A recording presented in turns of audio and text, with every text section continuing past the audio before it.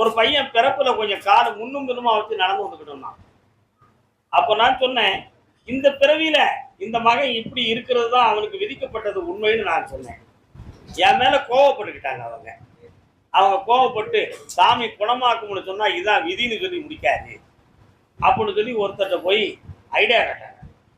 Idea கேட்ட உடனே அந்த டாக்டர் சொன்னாரு, லேசா ஆப்ரேஷன் பண்ணியாச்சுன்னா அது நல்லா ஆயிரும்.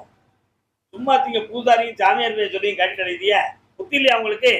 உலகம் எவ்வளவுக்கு முன்னேறிக்கிட்டு இருக்கு, என்னம்மா நீங்க குறியாடிட்டு எழுதிய அப்படின்னு சொல்லிட்டாங்க.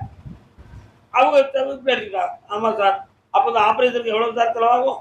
இவ்வளவு செலவாகும். சரி, உடனே அதுக்கு பணத்தை கட்டி அந்த நரம்பு லேசா வெட்டினாங்க. காலையில 10 மணிக்கு 12 மணிக்கு நரம்பு மேல போய் சுருண்டு கிடுச்சு. 3 நாள் ஒண்ணுக்கு போகல. 4ஆம் நாள் போய் செக்